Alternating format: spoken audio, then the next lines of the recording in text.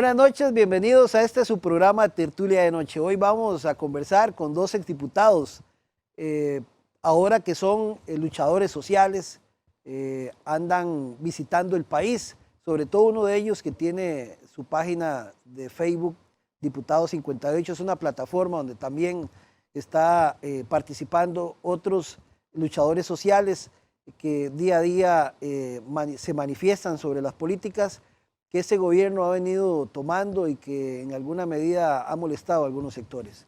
Bueno, hoy vamos a conversar con el exdiputado Óscar Campos, que está a mi derecha, y también con el exdiputado Célimo Guido. Ellos ya no están en política, pero como digo, están en una plataforma de Diputado 58, básicamente dándole a conocer al pueblo sus inquietudes y manifestaciones, incluso oposiciones a decisiones políticas que se han venido tomando y que en alguna medida preocupan a diversos sectores. Hoy vamos a conversar con ellos sobre diversos temas, principalmente con Óscar Campos, que estuvo muy ligado o está muy ligado al movimiento cooperativo, y sobre la intervención del Infocop, y también es que se anuncia un paro nacional sobre medidas que se han venido tomando y que tienen preocupado a la población costarricense. En el sentido de que no hay que tapar el sol con un dedo. El desempleo es algo que está preocupando mucho. Solo en este mes, según cifras que vi por ahí, hay más de 1.500 desempleos ya. También el 40% de la población de este país pertenece a la economía informal. Hay un 13 y resto por ciento de desempleo como tal, como tasa, según el INEC. Y adicionalmente a eso hay 60.000 personas que ya dijeron, bueno, y no conseguí empleo y se quedaron de esa forma. Por lo tanto, hay una gran preocupación sobre este tema, hay preocupaciones sobre decisiones que se vienen tomando en la Asamblea Legislativa. Esta misma semana, incluso a las zonas francas, por medio de un decreto o por medio después de una ley y sus respectivos reglamentos, ya le van a permitir colocar su producto exonerado del impuesto a la renta en el mercado nacional, lo cual va a ser otra competencia más para nuestros empresarios nacionales. Pero también hay preocupación sobre otros temas referentes al IVA, ¿verdad? Que ya entra a partir de este mes de junio, entra el IVA, lo cual va a agravar todo, específicamente todo. Entonces, tenemos señales un poco preocupantes para la población. Por un lado, vienen el cobro de más impuestos y por otro lado, el desempleo va en incremento. Hay una gran tasa de inseguridad en el país, el rezago de la pobreza no disminuye, sigue en 21 y resto por ciento, un 22% mejor dicho. En fin, hay una gran preocupación en el país. Sin embargo, vemos que muchos de los temas de discusión en la Asamblea Legislativa van relacionados a otros tópicos más que la problemática nacional. Por lo tanto, con ellos vamos a conversar sobre esto y otros temas, aprovechando que están de visita aquí por San Carlos. Muchas gracias, don Óscar y don Célimo, un gusto tenerlos por acá. Muchas gracias. Muy buenas noches a todo el país, porque ahora Canal 14 se escucha por todo lado. Por todo lado. Siempre es un honor venir a San Carlos. Aquí pasamos unos años muy lindos de nuestra vida en el Colegio Agropecuario de San Carlos, de Santa Clara, San Carlos. Yo soy egresado del agro. Y bueno, siempre pasar por Santa Clara, venir a ver hoy en la mañana ese volcán tan despejado. Después de la lluvia, ¿verdad? Después de la lluvia. Pero siempre es una oportunidad venir a hablar con ustedes acá, y entonces dejo para que Célimo salude y entramos en tarea. Célimo. Muy buenas noches, don Álvaro, don Óscar y quienes nos están escuchando. Sí, realmente es interesante lo que podamos conversar hoy. Los temas son tantos. Sí, claro. Pero usted es el que va a decir por dónde le entramos y adelante. Efectivo. Vamos Gracias. a comenzar con don Óscar, que se habla de que el 28 de junio podría ser el término de la intervención por parte del Infocop. Usted que ha estado muy ligado al movimiento cooperativo. ¿Cómo ve esta situación?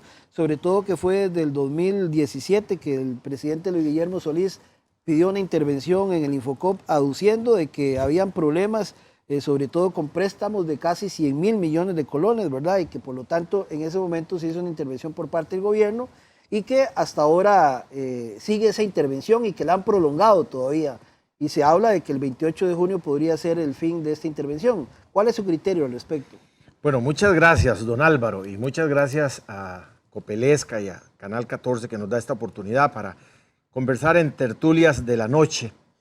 Yo quisiera hoy ser muy franco y muy rajado porque la verdad es que Diputado 58 y Óscar Campos, como, digamos, cooperativista, debo contarle a los costarricenses la verdad de lo que ha venido aconteciendo en esta intervención.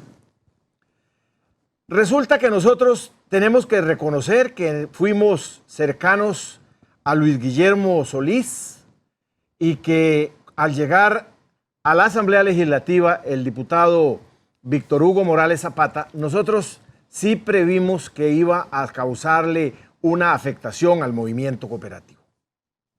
En reuniones reiteradas, era apenas como el 11 de mayo, ¿verdad? Inmediatamente después de que había asumido el gobierno Luis Guillermo Solís, hay una convocatoria a Casa Presidencial que es que el presidente de la República convocaba. No era el presidente de la República, era el ministro de la Presidencia, Melvin, y tenía ahí sentado a Víctor Morales Zapata. La primera propuesta era de una vez decir, nosotros necesitamos el director y el subdirector ejecutivo del Infocop y los nombres son estos señores y los tenían sentados ahí en Casa Presidencial. Bueno, esa era la manera de asalto, ese era el modus operandi de Víctor Morales Zapata. Hablaba en nombre del presidente, que además sí tenía mucha confianza con él. Muchos de los ministros fueron nombrados con la venia de Víctor Morales, de Mariano Figueres y de el ministro de la Presidencia, ¿verdad? Resulta que ligerito empezamos a darnos cuenta que ellos querían el control sí o sí, y entonces entra a operar el presidente de la Junta Directiva y entonces ministro Luis Felipe Arauz Cavalini. En una reunión, viceministro de Trabajo, sí, ahí estaban otros, ahí estaba Luis. Cónsul en el Ecuador. Sí, bueno, ese me parece que no era tan fregado. A mí me parece que uno que sí tiene toda la pinta y me parece que es realmente una persona que además de ser mentiroso, logró engañar a los costarricenses es Luis Emilio Cuenca Botey, ¿verdad? Que se lo fueron a traer a Europa y se lo trajeron para que condujera la intervención. Esa era la figura que articulaba Víctor Morales Zapata en el movimiento cooperativo, no solo en el Infocop, sino en el Ministerio de Trabajo. Y entonces una reunión que se hizo en el edificio Irma, antitos del 8 de diciembre del 2016. ¿Por qué hablo del 8 de diciembre del 2016? Porque el 8 de diciembre del 2016 había que votar la prorrogación de un crédito de Cocafé y fue a votarlo el hoy presidente de la República, por eso lo recuerdo. Pero nos habían pedido a cambio de ese voto que nosotros diéramos la cabeza del director ejecutivo del Infocop.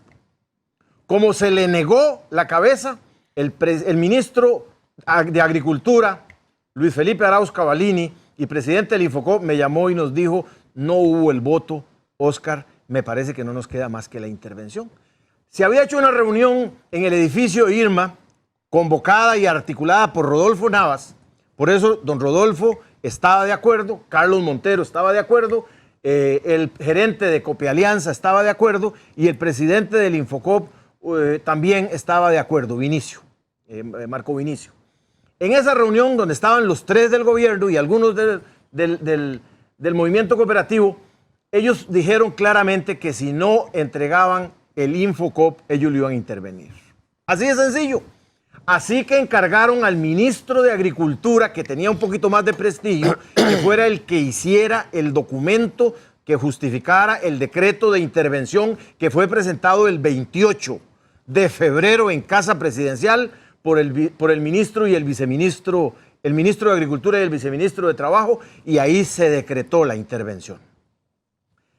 A los poquitos días, a los 8 días, se hicieron una serie de allanamientos, como 16 o 18 allanamientos, para recoger la red criminal. Quien dio las declaraciones, y nosotros atónitos las lográbamos seguir por los medios, fue la fiscal adjunta que llaman, o la abrogante que llaman Berenice Smith. Y dijo que era una red mafiosa, una red criminal. Bueno, nosotros nos consternó eso y debemos de decirle a los costarricenses que inclusive hasta nosotros lo creímos, que era cierto. Al pasar el tiempo, con solo el documento, nosotros fuimos a oponernos yo fui a la sala constitucional a oponernos a la intervención porque creíamos siempre que la intervención es un acto ilegal, irregular. Y en este caso nos costó tiempo darnos cuenta que era un plan de bandera falsa. Utilizaron informes del 2010 y del 2015 de la Contraloría General de la República diciendo que esos informes la Contraloría declaraba que era un verdadero desastre el Infocop y eran documentos que estaban ya archivados y en debido proceso. Porque después nos encargamos de leerlos y de darle contenido a las cosas. Nombraron a un director ejecutivo que no tenía los requisitos y los 27 que le llamamos nosotros el grupo de los G27 fueron los que hicieron las denuncias, que inicialmente dijeron que eran denuncias anónimas y que después el viceministro Luis Emilio Cuenca reconoció en la Asamblea Legislativa que no eran tan anónimos, que se sabía quiénes eran. ¿Quiénes fueron los que hicieron ese documento? Los acólitos y los seguidores, la pandilla que manejaba Víctor Morales Zapata. Recuerden que Víctor Morales Zapata fue presidente mucho tiempo en el Infocop y todos esos funcionarios eran funcionarios de Víctor Morales Zapata. ¿Pero qué era lo que perseguían con la intervención? Claro, lo que persiguen con la intervención es sacar a un grupo de poder, controlar ellos el movimiento cooperativo, como lo siguen controlando, ahora de la mano del vicepresidente de la República, y Víctor Morales Zapata, quien un día sí y otro también es cuestionado, y ahora podemos decir que la fiscal general no sé qué estará haciendo, pero la fiscal general le sobran días para hacer un allanamiento del Infocop, allanar a esa camarilla que está ahí adentro, que es zapatista, y tomar también a Víctor Morales Zapata, que siempre yo lo dije, porque lo conozco desde hace como 30 años, y ahora resulta que entonces sí, ya la Procuraduría de la Ética habla de que se señala en el nuevo informe que Morales Zapata asumió como suyos los intereses de Juan Carlos Bolaños, del plan del cementazo. Yo nunca tuve ninguna duda de que él era la figura que hacía, porque él, para sacar una audiencia con cualquier ministro, con el presidente o con cualquiera, era recurrir a Víctor Morales Zapata. Y Víctor Morales Zapata era el que manejaba a Celso Gamboa, manejaba gente en la corte, manejaba a Berenice, manejaba un montón de fiscales que al final fueron los que hicieron los allanamientos. Y prueba de ello es que hoy Berenice está separada del cargo y en investigación. Celso fue destituido. El presidente del presidente de la corte tuvo que renunciar. Y un montón de fiscales están investigados. Y Víctor Morales Zapata, por supuesto, que no solo está investigado, no sé cómo no lo han tomado preso. Don Oscar, digamos, ¿qué han encontrado hasta ahora? Porque ahí lesionaron personas. Mire, ¿Qué encontraron hasta ahora? Lo más doloroso es que no han encontrado nada. Y sobre todo el impacto que eso ha tenido en el movimiento cooperativo. Mire, ha sido una mentidera. El viceministro Luis Emilio Cuenca Botey, que me dicen que ahora es profesor en el INCAE, yo no sé qué enseña en el INCAE, pero que quien le dio ese espacio y lo metió ahí fue Rodolfo Navas, no se vale que mintieran diciendo que eran unas pérdidas que podrían llegar a los 50.000 millones que se habían perdido. Nunca pudieron probar absolutamente nada. No hay un solo caso que hayan elevado a juicio. Hay gente que inclusive metieron en la denuncia como presuntos personas imputadas y ni siquiera los han notificado después de 2 años. Y la mayoría de esos casos tendrán que desistir de nada y tendrán que notificarles que no llegó a nada el Ministerio Público. Porque lo que querían era golpearlos, quitarlos de los puestos. Mire, yo tuve algún momento alguna aprehensión con los representantes del movimiento cooperativo en el Infocop. Pero resulta que por los créditos que ellos mencionan no los habían aprobado los compañeros. Y los que aprobaron los compañeros, los votaron también los del gobierno. ¿Y cómo es que quitan a los del movimiento cooperativo y a los del gobierno no? Sí. Entonces nos ha tocado que darnos cuenta de que es una estrategia malsana tipo PAC, ¿verdad? Que lo que hace es señalar como corruptos a los demás, aunque los corruptos son los que señalan. Y lo vemos ahora con el Tribunal Supremo de Elecciones, con la estafa del Tribunal Supremo de Elecciones, con el hueco fiscal, con el cementazo, con Luis Guillermo, con todo eso. Resulta que salen a atacar a los otros, pero cuando son los de ellos, los salen a defender. Y me parece que entonces algunos que en algún momento votamos por el PAC, estamos tremendamente arrepentidos, decepcionados y pidiéndole a los costarricenses que por favor, lo más rápido posible salgan de ahí. Por una razón muy sencilla, porque han llevado el país a la bancarrota, ya no moral, económica, institucional, porque lo que le han hecho al movimiento cooperativo con atentar contra el Infocop, y oiga, no lo van a devolver el 28, y están tratando de mandar un proyecto de ley que lo reforme para meterlo en el proyecto que planteaba Víctor Morales Zapata, que sigue mandando con el vicepresidente de la República desde Zapote, y sigue mandando en el Infocop con el grupo que ninguno de ellos califica para los puestos, que se han repartido los puestos como repartieron las túnicas de Jesucristo y al final y al cabo tienen al movimiento cooperativo en total abandono. Antes de darle la palabra a Célimo, vamos a hablar también un poco del país. También cambiaron las reglas para la participación en las asambleas sectoriales. ¿Eso qué significa? Mire, ellos lo que quieren es controlar todo. Mire, son tan sinvergüenzas, ¿verdad? Tan cascarudos, que ayer hablando con algunos dirigentes, dice que llegan el director ejecutivo y algunos de los gerentes a visitar las cooperativas ahora que están en elecciones y le dicen, díganos qué necesitan del Infocop. Nosotros le ayudamos para captarles el voto. Son una verdadera camarilla de mañosos. Y al final lo que ellos criticaban lo están haciendo ahora con creces y el movimiento cooperativo callado, esperando yo no sé qué. Yo soy un crítico de la misma dirigencia, yo estoy en el plenario del movimiento cooperativo y soy un crítico del mismo plenario del movimiento cooperativo. A nosotros nos han faltado agallas, voluntad y coraje para ir a tomar ese Infocop, para denunciarlos y quedarnos ahí hasta que venga el Ministerio Público, la OIJ y la Contraloría General de la República, que sigue escondida. La Contraloría le ha quedado muy mal al movimiento cooperativo con no seguir una serie de denuncias que han venido planteando. Han tenido a varios funcionarios, a más de 8 suspendidos. A todos los han tenido que reinstalar porque no les han encontrado absolutamente nada. Pero ahora lograron con una contratación de manera directa que le ayudó a conseguir esa contratación el vicepresidente de la República, Marvin Rodríguez, con el objetivo de ver si pueden hacer una reestructuración para quitar a los que son de otros partidos, para quitar a los que les adversan y para dejar en el Infocop solo la manada de mañosos que lograron en la camarilla del G27 controlar el Infocop. Eso es lo que tenemos. Esas mafias son las que están organizadas y que están controlando instituciones tan importantes para el movimiento cooperativo como es el Infocop. Ya para ir a comerciales, ¿qué se hizo Freddy González, que era el que lo señalaban como el líder? Bueno, mire, a Freddy yo mismo lo señalé en su momento, ¿verdad? Y a mí me parece que él es un cabezón, porque si nosotros le dijimos hay que ceder en esa negociación, hay que ceder, y él no quiso ceder nada.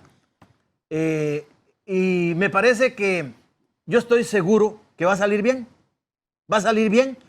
He estudiado los casos, quiero decirles, es una infidencia, que escuché los audios de las denuncias que le plantearon en la Contraloría General de la República a todos los de la Junta Directiva del Infocop. Y escuché a Chicho y escuché a todos los que fueron ahí, también al que está de auditor, a Wolfan. Y las declaraciones, yo no entiendo cómo la Contraloría General de la República después desestimó los testimonios de los que llevó como testigos la Contraloría y entonces se basó solo en el proceso documental. No habían argumentos ahí para que la Contraloría inhabilitara a ninguno. Yo oí todas las horas de discusión y había una serie de contradicciones en donde lo que dijo, lo que los acusaron era porque habían bajado la tasa de interés del Infocop a las cooperativas. Por eso los acusaron, porque bajaron las tasas de interés. y había un decreto del presidente Oscar Arias pidiéndole a todo el sector bancario que bajaran las tasas de interés para enfrentar la crisis del 2008. ¿Usted recuerda? Bueno, hicieron eso. Ah, bueno, y por eso los inhabilitan y la Contralora, me parece que cascaruda la Contralora, porque tiene que controlar más la Contraloría y no lo ha hecho. Yo lo digo porque fui diputado y sé cuál es el papel de la Contraloría General de la República para controlar la función pública y los dineros del erario público. No lo hizo como debía hacer, los inhabilita y ahora no entra a ver las barbaridades que están haciendo en el Infocop, contrataciones indecentes de la KPMG y de BLP, porque BLP, el abogado de BLP es el hermano de Emilia Navas, ¿verdad? Entonces, esas son las cosas que uno dice, bueno, resulta que la red criminal que ellos decían que habían sacado del Infocop, ahora nosotros podemos decir claramente que la red criminal fue la que se metió y a los que tuvieron que quitar del Ministerio Público y de otros lugares, que al final y al cabo podemos decir nosotros que para verdad es el tiempo, para verdad es el tiempo, y hoy es tiempo para decir, es necesario recuperar el movimiento cooperativo en momentos de crisis, en momentos de que no hay empleo, de que no hay generación de recursos, de que no hay generación de crédito. El Infocop tiene no solo posibilidades de financiar, de capacitar y de generar emprendimientos, pero no pueden hacerlo con una institución que pasó del 91% de calificación al 71%. ¿Eso qué demuestra? Que son unos incapaces los que llegaron. Vamos a ir a una pausa comercial y regresamos porque se está haciendo un llamado a un paro nacional y con ello vamos a conversar, vamos a darle la participación a Celi Moguido para que nos cuente qué hay detrás de ese paro, qué es la preocupación que tienen los sectores sociales de este país y por qué se quieren manifestar. Ya regresamos, estamos en Tertulia de Noche, usted puede dejarnos también su comentario en nuestra página de Facebook, TVN Canal 14, ahí también nos puede ver y compartir también este programa. Y si usted quiere ver los programas de Tertulia de Noche, se ha perdido alguno, entre a nuestra página de YouTube, Tertulia de Noche, ahí tenemos todos los programas para que usted también los pueda ver. Ya regresamos.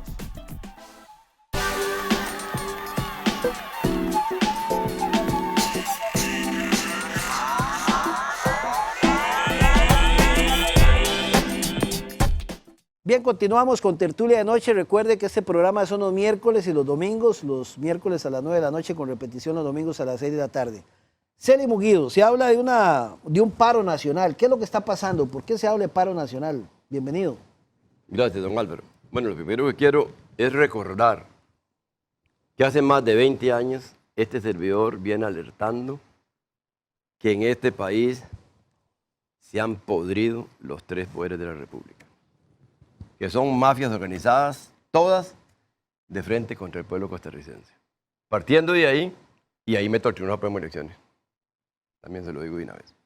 Partiendo de eso, hay un descontento en el país, en el pueblo, muy grande y que va creciendo conforme hay más desocupación, conforme ven todos los días del mundo un chorizo nuevo, pero que se las trae.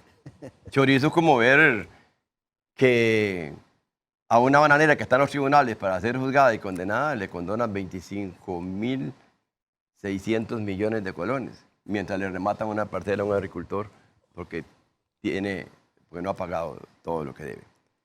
Pero bien, ante eso hay todo un descontento. Yo sí vengo, tal vez desmarcándome un poquito y planteando una tesis hace días de lo siguiente. Cuando usted da una lucha y usa una herramienta, tiene un resultado. Y si la repite con las mismas herramientas, tiene el mismo resultado. ¿Con esto qué quiero decir? Hay que hacer un movimiento nacional. Pero antes de eso, aquí sectores como los sindicales, como el sector cooperativo, el sector de agricultores, el empresariado nacional honesto, que hay mucho, traileros, taxistas, etcétera, etcétera. Es urgente que nos sentemos con calma, una semana, 15 días, 22 días, hasta lograr hacer una propuesta de proyecto país, de agenda nacional, y que la suscriba cada movimiento, con el compromiso de que nadie va a negociar nada por aparte, porque si no caemos en lo mismo. El jueguito en que han caído las cúpulas sindicales, porque yo admiro y reconozco y me quito el sombrero, aunque estuve a la par de ellos, el movimiento de los maestros. Claro. Fue algo histórico y heroico. ¿Pero qué pasó? ¿En qué terminó? Este país lo que ocupa son cambios estructurales y ningún movimiento gremialista puede hacer ningún cambio estructural. O vamos todos, o no vamos. Efectivamente hay que pensar en un movimiento fuerte. Habrá que ver qué. Este gobierno, a como va, no debe terminar. ¿Por qué? Porque ya terminó con Costa Rica. Porque es el gobierno más perverso, más corrupto y de mayor delincuencia que yo he conocido en la historia. Todos los días, lo grave de esto es que todos los días sale un robo nuevo, pero ya la gente se acostumbró. Es tanto como con un toro, cuando se meten todos a la plaza con un montón de camisas rojas de ahí, resulta que no hay que tirarle. Ya que uno no haya ni qué chorizo atacar. Donde el presidente de la República está encabezando todas estas cosas. Donde vemos cosas tan terribles como lo que están atacando al empleado público, coste que no soy empleado público, con el déficit fiscal, todo esto, pero no quieren atacar la obra pública. Aquí hay empresas, constructoras de carretera, y digo nombre y apellido, Meco, Hernán Solís, Sánchez Carvajal, óigame, que son verdaderos delincuentes. Vea ejemplos. Atacan algunos, está bien que ataquemos las pensiones de lujo, los salarios de lujo, pero los salarios de los trabajadores. Y no se han dado cuenta que aquí hay empresas que le estamos pagando a los dueños de la empresa más de 500 millones de colones diarios de salario a la persona dueña de la empresa. Y se lo pagamos nosotros del pueblo. Ya los sindicatos no denuncian nada de eso. ¿Cómo lo hacen? Una carretera que vale 1.000 millones de colones, la ponen a valer 10.000. Lo iban a hacer en 3 años, la hacen en 10. ¿Cuánto se ganan cada uno? Entonces resulta que uno se le para el pelo, por ejemplo, lo que acaba de pasar. ¿Cómo es posible que esta señora Camacho, cómo es posible, Edma Camacho, que primero quiso meter unas mociones para condonar deudas a Aldesa y a la Secretaría donde ella era la Junta Directiva? Como no lo logró, entonces metió la amnistía. Y en la amnistía se levantaron como 165.000 millones. 194.000 millones. Bueno, 94.000. Vea qué clase de robo. Y resulta que ahora, este presidente corrupto, como no había otro antes, y ahí la nombra de embajadora con inmunidad, y de paso su marido tiene inmunidad también. Y son 200 millones de dólares que están ahí, que se pierden o no se pierden. Entonces, eso implica que hay que hacer un movimiento e ir a la calle. ¿Y qué opina Otón Solís, que fue muy beligerante en sus posiciones con Luis Guillermo y con este no ha dicho ni A? Bueno, el problema es que Otón, yo he mantenido en algunos momentos amistad con Otón, voté una vez por él, la segunda vez ya no. Sin embargo, me parece que Otón Solís cayó en tal ridículo que prohibía comer galletas. Y ahora permite todo el descalabro en el PAC. Y no dije, esta boca es mía. Digamos que Otón hubiera tenido la hidalguía y salir y enfrentar y denunciar toda la corrupción que hay en el PAC, en el gobierno. Y se salió del país, me imagino que ganase unos $30.000 por mes. Y calladito es más bonito. Eso deja mucho que decir. Ahora es una lástima que Otón haya caído, porque Otón para alguna gente fue una esperanza. Lamentablemente este es el PAC, pero fue la estafa más vulgar que ha hecho en la historia de Costa Rica. Yo claro que yo no voté, ni por Fabricio ni por él. En segunda ronda puse, nos vemos en la calle y punto. Porque yo no iba a ser tan más para votar contra los enemigos de mi propia familia y de mis amigos y del pueblo. Pero realmente uno se pone a pensar, bueno, ¿por qué Otón Solís no ha salido realmente de frente y a desmarcarse? De ahí, ya que bueno, decía, esto es un gobierno del PAC, pero no es del PAC. Aquí gobiernan las cámaras. Calcule usted que las mociones del plan fiscal las redactan las cámaras, la UCADEP. Estos diputados, a mí me da vergüenza, pero vergüenza ajena del papel de estos degenerados. ¿Cómo es posible que no tengan la hidalguía cuando los ponen a votar contra Se terminó la oposición, no hay oposición ahí. Intereses de la madre de ellos, de los hijos y de los nietos? Óigame, y votan al descaro siguiendo línea. Yo quisiera ver a un Ramón Carranza aquí de frente para decirle, ¿dónde está el hombre de la cancha? A tal grado de descaro ha llegado Ramón, o ha llegado la compañerita esta, bueno, de derivación de todos los partidos, ir como bueyes mansos, enyugados a punta de chuzo, a hacer lo que digan las mafias organizadas de este país, lo que digan los bancos. Oye, aquí vienen por todo. Ya Miguel Ángel habló, aquí vienen por el ICE, aquí vienen por la caja, vienen por el sistema bancario nacional, vienen por todo. La reforma al reglamento legislativo, por eso hay que ir a la calle. La reforma al reglamento legislativo es peor que una Asamblea Nacional Constituyente. Porque en una constituyente vamos de frente, en una constituyente vamos en una gran discusión. Puede que hayan 60 diputados de las mafias y 20, 21 del pueblo, pero se discute ampliamente y se tira a la gente de la calle. En cambio, con este reglamento están haciendo clavos de oro las derechas de este ¿Y país. qué opinan sobre que se quieren declarar esenciales de ahí, 70 y resto de servicios, prácticamente todo?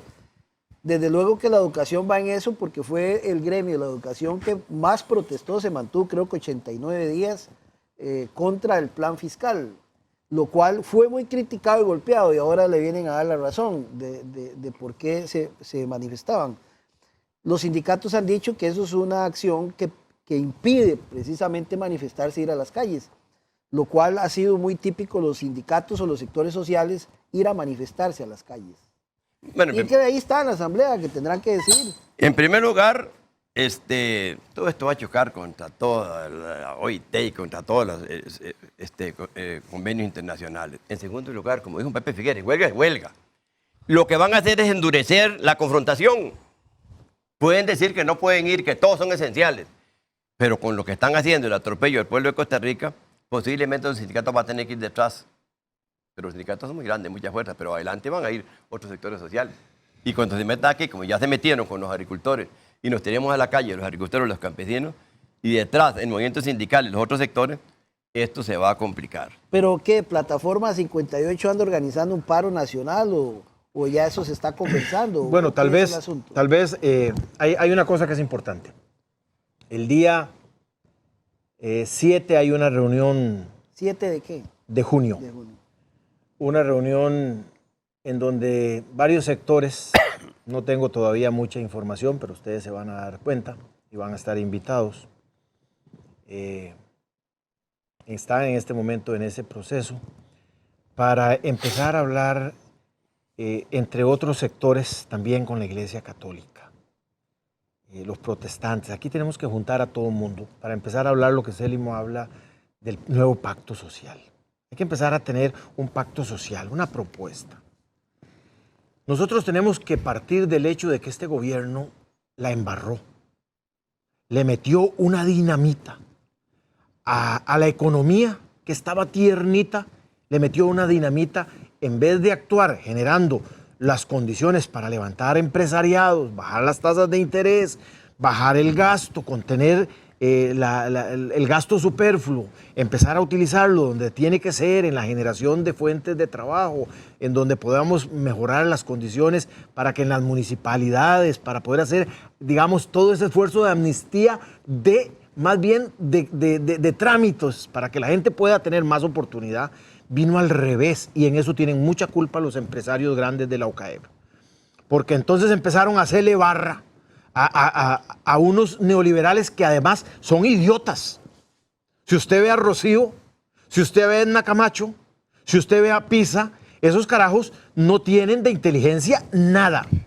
Han pasado por universidades y pueden tener doctorados, pero no tienen ninguna lectura, ni ninguna habilidad, ni tampoco la capacidad histriónica de comunicación para convencer a un país de que realmente es necesario primero empezar a crecer la economía y después eso genera tributos. Lo hicieron al revés. Le metieron un bombazo a la economía, un garrotazo, y se apiaron 96,000 pequeñas empresas. Han aumentado, dice el INEC, que al 13.4%, no, anda cerca al 20%, la desocupación, y en las zonas rurales arriba del 26%. 1 millón de jóvenes entre 15 y 35 años están sin esperanza y se quieren ir del país para Estados Unidos o para Canadá o para Europa, pero no saben que allá la situación está mal. Igual, ¿por qué? Porque no saben leer.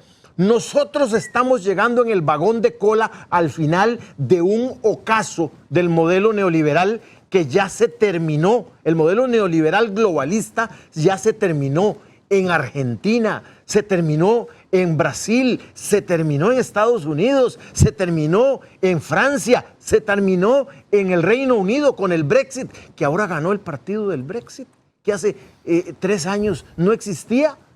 Y perdieron los laboristas y los tories de una manera desastrosa. Igual en Brasil con Bolsonaro. Bueno, entonces, ¿qué es lo que pasa? Aquí Le Pen en esos Francia, no han derechos logrado también. leer.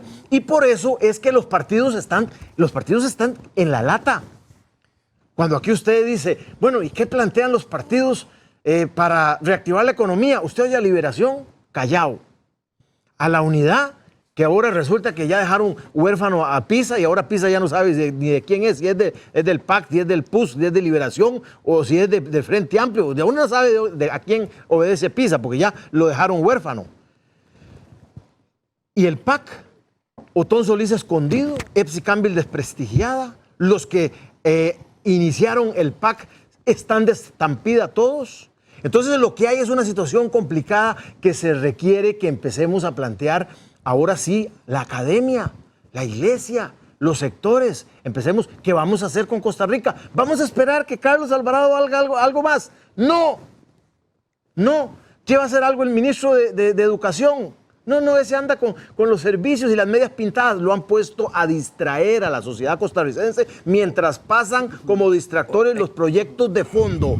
Y los proyectos de fondo son proyectos de el ajuste más acabado y más, digamos, criminal de empezar, de terminar de exprimir a los costarricenses, especialmente a la clase media y a los pobres, porque a los ricos, a los poderosos los amnistían y les dan créditos y los ponen al servicio las exportaciones. Y usted vio, un día me entrevistaron sobre el tema del proyecto de las zonas francas. Ahora el 100% de lo que produzcan en zonas francas lo pueden vender en el país. Y los agricultores y los productores nacionales tienen que pagar el 100% de los impuestos. Y le dije yo a Dialá Jiménez, Dialá, pero ¿cómo es que van a seguir en esa majadería sacando leyes que solo privilegian a la inversión extranjera y para la exportación y ahora arrinconan a los productores? ¿Qué tienen contra los productores? El PAC, Liberación, la Unidad y Restauración Nacional, que ahora se metió en el vagón de cola. Entonces, cuando a mí me encanta hablar de este tema porque es un poco la visión de hacia dónde vamos. Y le digo a los jóvenes, ¿qué están esperando ustedes? ¿Qué están esperando? ¿De qué país les van a heredar? Decía Salim ahora, ¿qué les está quedando? ¿Qué nos está quedando en Costa Rica? Unos bancos desprestigiados. Un banco Costa Rica que le hicieron la vida imposible y está en una situación complicada, todos los bancos, pero especialmente el Costa Rica. El Banco Popular, controlado por la gente del gobierno, me parece que también en un proceso en donde hay que liberarlo de esas mafias que están operando en esos bancos. Pero también, y el ICE, y la Caja, Oscar, y el INS, Recope. De Recope dicen que tienen 1.6 millones de litros ahí escondidos que los habían comprado y que venían para el etanol. Y quién sabe para qué no nos lo están metiendo en la gasolina ya. Entonces, lo que están gobernando no son gente que son maleantes. Ahora, esa reunión del 7, ¿a quiénes están convocando? Es una convocatoria algo abierta, de tal manera que vayan ¿ya han peloteado algo? Sí. Ayer hubo una reunión de peloteo. Estaba convocado el solidarismo, las cooperativas, los agricultores, empresarios, la iglesia. Estamos pensando en que debe participar un ente como la Defensoría de los Habitantes, para empezar a levantar una capacidad de un cuerpo que empiece. Nosotros empezamos desde noviembre, el 18 de diciembre, perdón, con un tema que se llamó el encuentro nacional, el encuentro multisectorial, ¿verdad?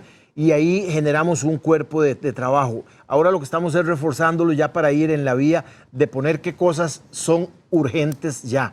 Y ahí estamos incorporando la academia de otra gente. Porque además de eso vamos el 10. El 10 hay un encuentro para preparar el paro nacional. Ah, ok, sí, va a haber, ¿verdad? Paro nacional. Y vamos con paro nacional. Por una razón muy sencilla. Este gobierno no estamos pensando, y especialmente lo decimos acá y le damos la primicia, nosotros no estamos pensando en una huelga.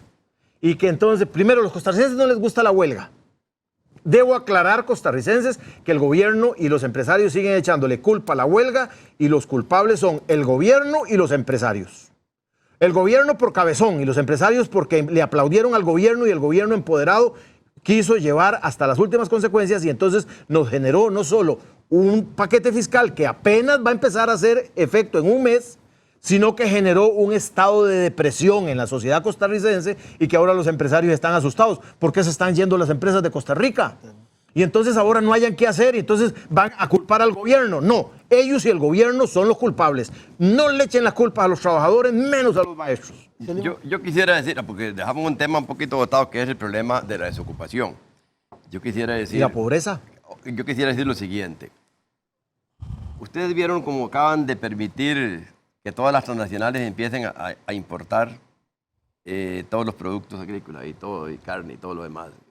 Resulta que el sector agropecuario en el más espantoso abandono, con el agravante que aquí hay una banca para el desarrollo y hay que denunciarlo.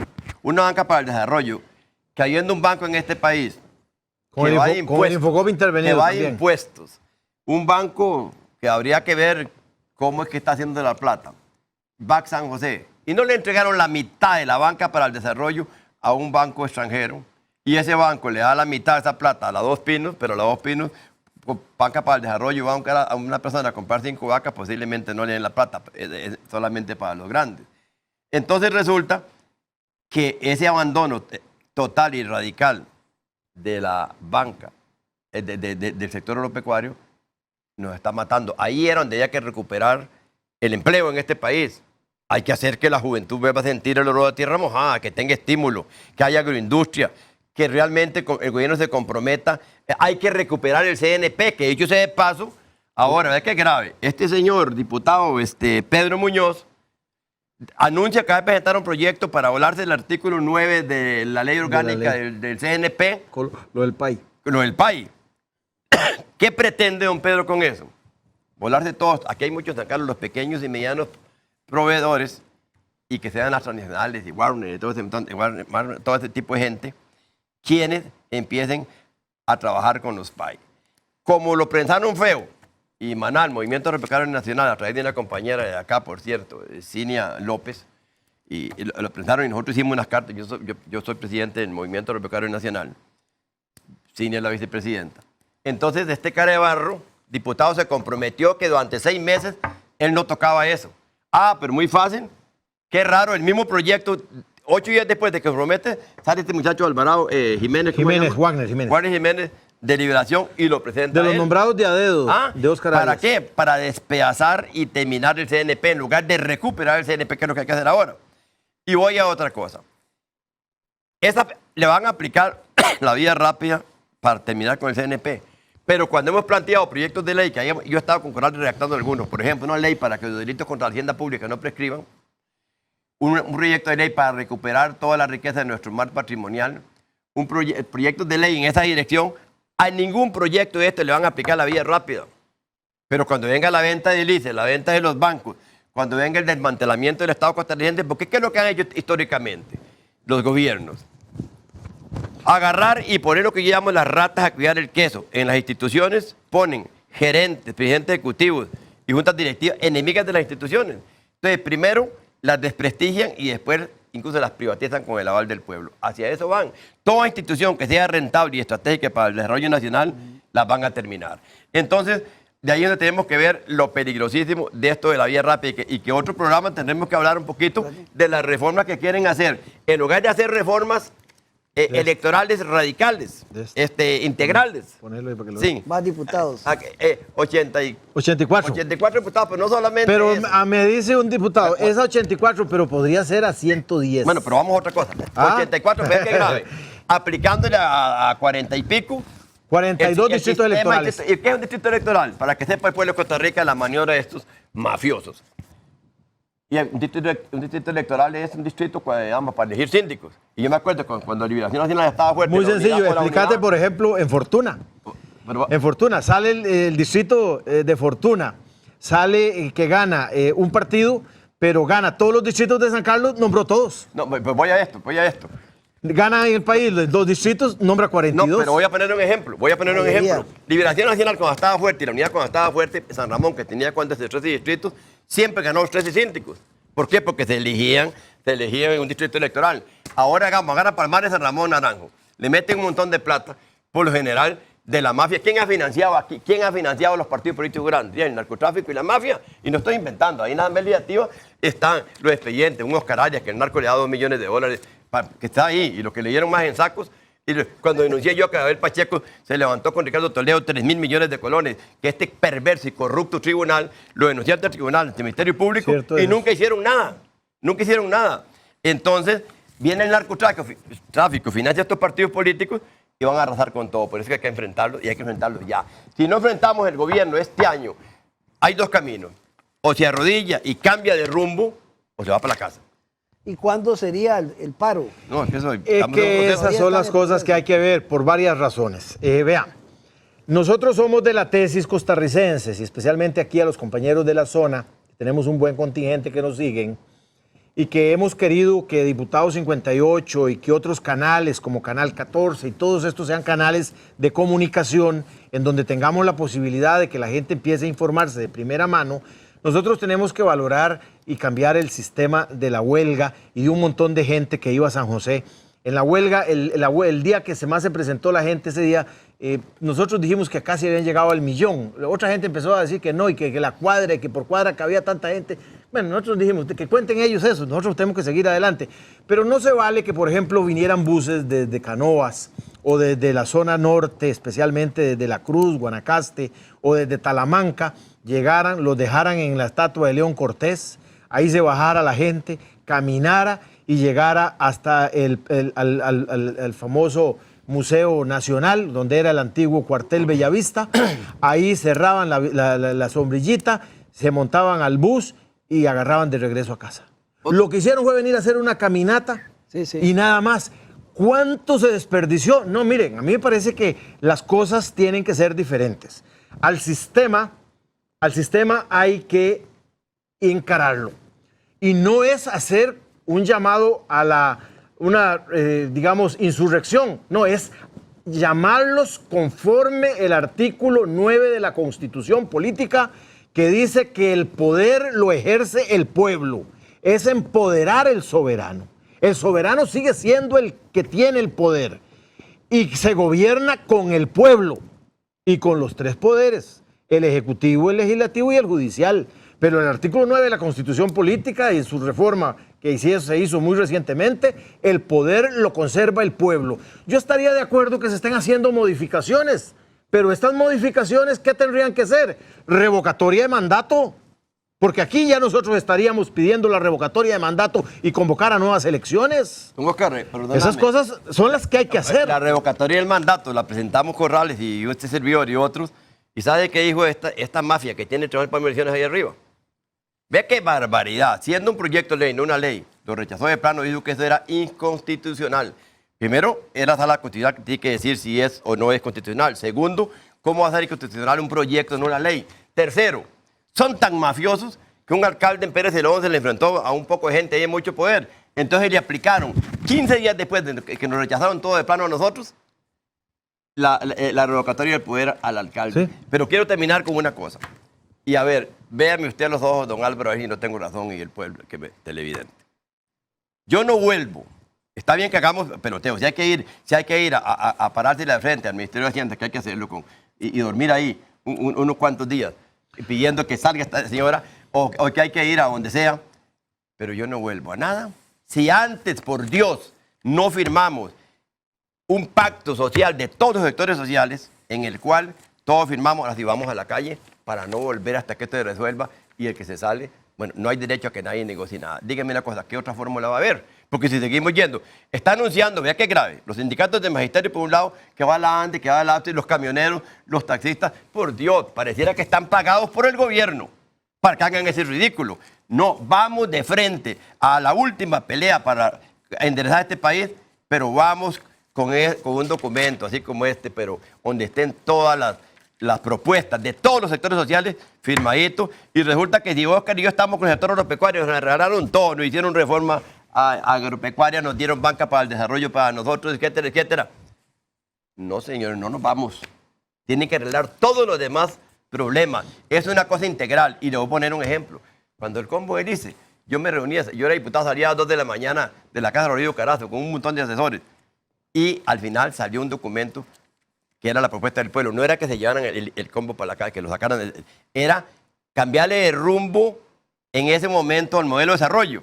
Pero ¿qué pasó? Desgraciadamente yo no pude ir ¿dónde fue? Al Tribunal para Elecciones con Sandra Piz, cuando llegó Rodrigo, que era la defensora de los habitantes, Sandra Piz, llegó Rodrigo Carazo con el documento del pueblo, donde no, Miguel Ángel, usted retira el combo. Pero además, aquí está la propuesta. ¿Y qué hizo Sandra Piz? No le dio la palabra a Rodrigo Carazo. ¿Y qué hizo Rodrigo Carazo? Salirse. El único hombre, que desgraciadamente hasta Merino del Río se quedó sentado, que tuvo las hormonas para salir con el doctor Muñoz, fue el doctor Walter Muñoz del PIN. Sí. Se parió y salió con Rodrigo. Ahora es lo mismo. No es que nos arreglen el problemita del agro, el problemita de las cooperativas. Es integral. Es todo y aquí está firmado por todo y aquí nadie se sale. Entonces yo le digo a Oscar, totalmente de acuerdo con Oscar, hay que ir a un paro o lo que como quieran llamarlo. Antes saquemos una semana o 2 semanas con todos los sectores, pero diferente. Si vamos a una reunión aquí, venga para acá. Usted es conocido en el sector, saque la cedulita. Porque cada vez que aquí hay 100 viejos reunidos y viejas, estos delincuentes del Poder Ejecutivo nos meten por lo menos 15 de la DIS y de todos los grupos represivos y policíacos como si fueran de nuestros. Hay que tener un poquito de cuidado en la estrategia. Hacia eso vamos, pero yo voy a insistir hasta la muerte. Firmemos primero el acuerdo nacional y después vamos donde quieran. Y me parece que aquí podríamos llegar, eso se está agudizando, a una huelga de brazos caídos. Hay que hacer el gobierno.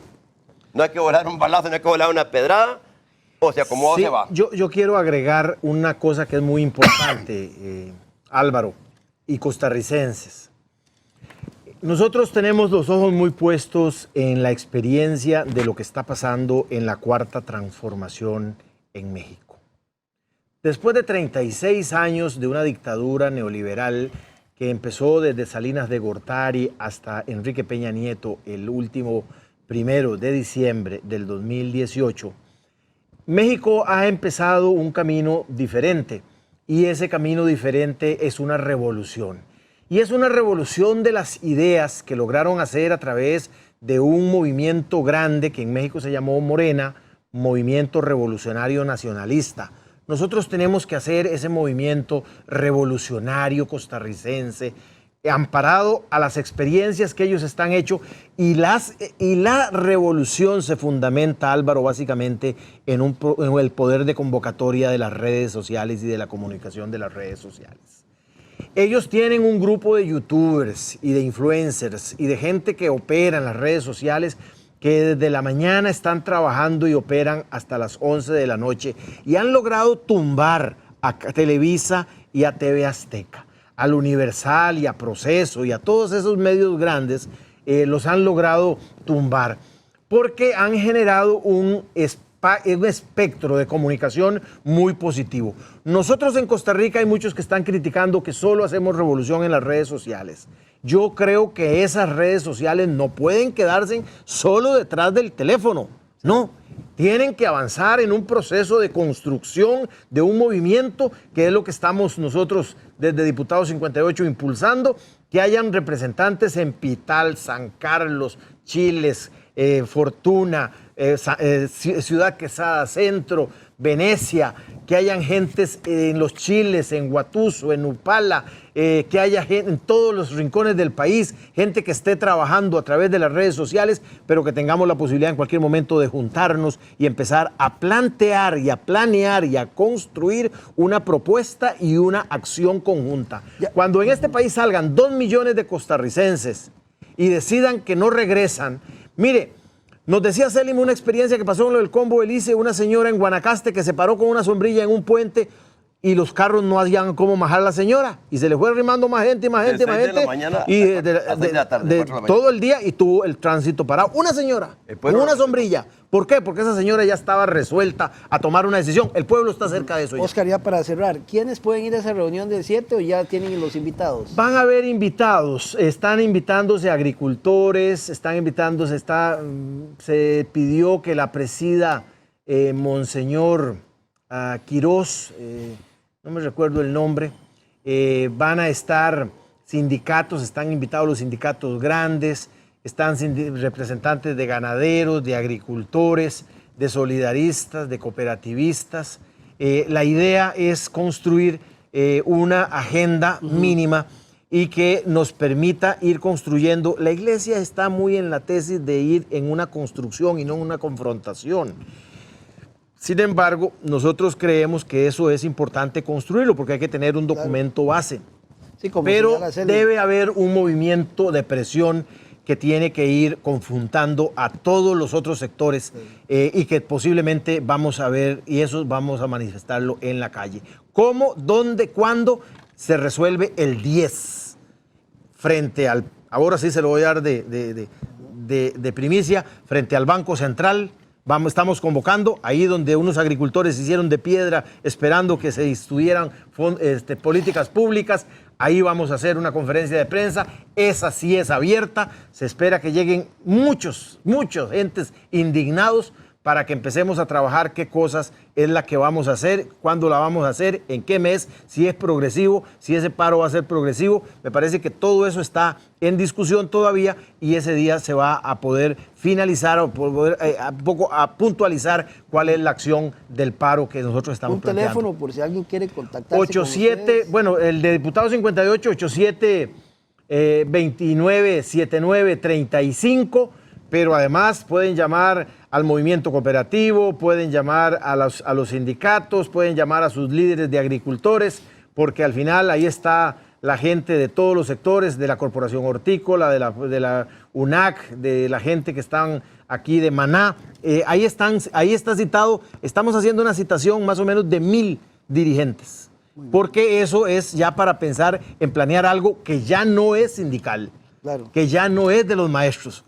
Estamos invitando a los maestros, pero no queremos que los dejen solos, porque yo sí creo que el pueblo fue muy ingrato.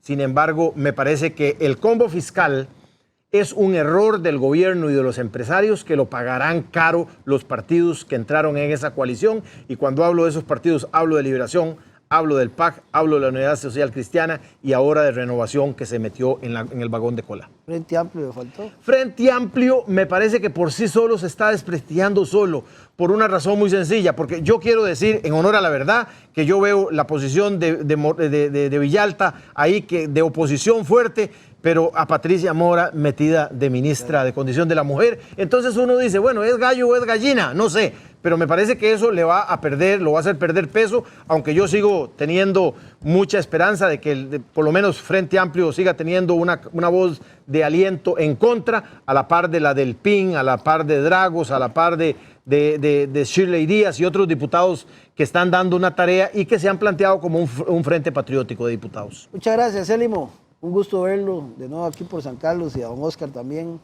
Y bueno, vamos a estar pendientes qué va a pasar el 7 y el 10. Y el 10. Dependiendo de eso, volvemos a sentarnos a conversar de qué es lo que va a ocurrir, porque también los maestros andan por ahí con ganas de manifestarse ante todos estos temas. Por eso es que yo hablo de que hay que hacer algo. Hay que juntarnos. Y un llamado a la Unión Nacional.